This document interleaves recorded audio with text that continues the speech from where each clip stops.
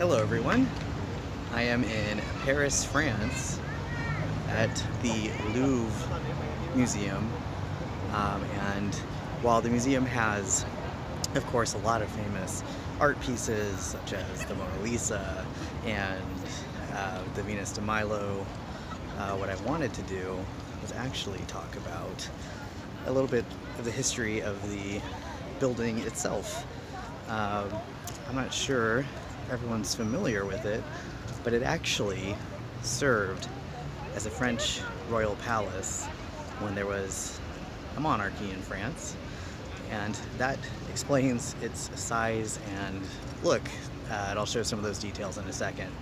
But really, this was a actual functioning palace until the French Revolution, at which point the revolutionaries took a lot of the artwork from the church and from the French royalty, and also this palace behind me, and converted it into a public arts museum.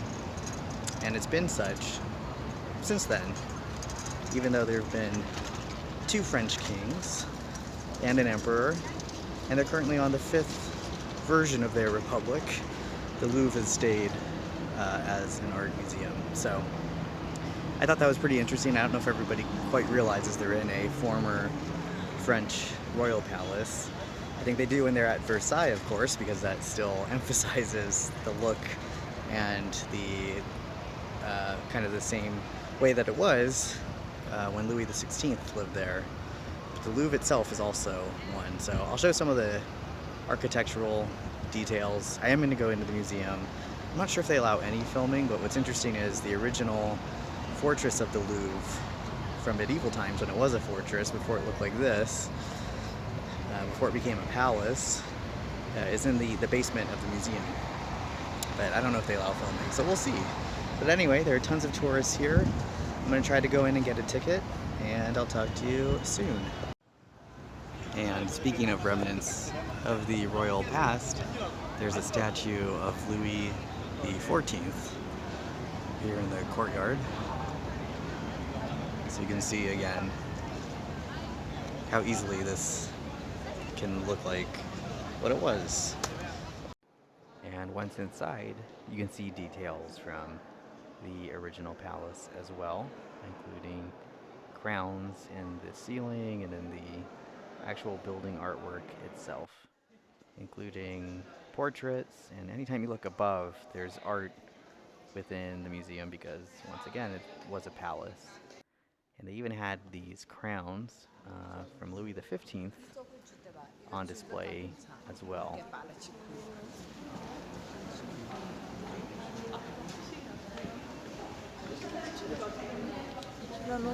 And then here's another view of the crowns from the king and queen of the era. So pretty interesting that this was actually just part of the palace itself. And then down here in the lower level is the original fortress walls from the original Louvre, which was pretty cool to see. They're still intact, and in the basement level, and you can actually go up to them, touch them, like living history.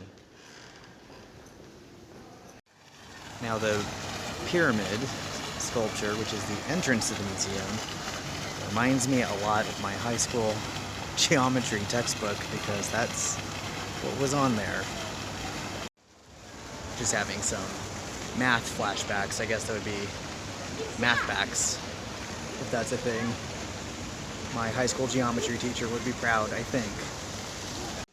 And you can see a little more up close on the building itself just how intricate it is and palatial.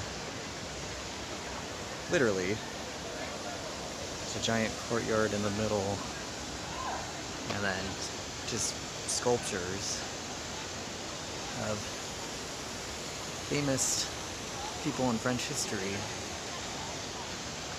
throughout the building. It's kind of funny because the inside is, of course, an art museum filled with tons of historic works of art, which I feel like I barely scratched the surface looking in there. But the outside itself is also just full of art details too. It's almost like an outdoor museum from a historic building. Behind these many pigeons is an N intricate carving. I read when I was inside that for a period of time, Napoleon actually did have a presence here. These pigeons are scaring me a little bit, not gonna lie. They're not really scared of people. And so, in, being emperor, he actually did move in here for a bit. I think I had read that. So for a little while, it wasn't quite always the museum, which I had mentioned earlier, but for the past, roughly 200 years, it mostly was. But there was a period of time, of course, during when Napoleon was emperor, when he, in fact, was here. Hence the engraving we see behind me, behind these pigeons that aren't afraid of anything. I honestly thought that one was going to fly towards my head.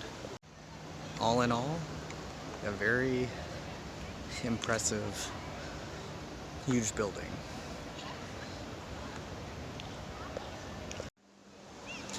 Anyway, hopefully you enjoyed this video. Hopefully these were some fun facts that maybe you weren't familiar with the Louvre.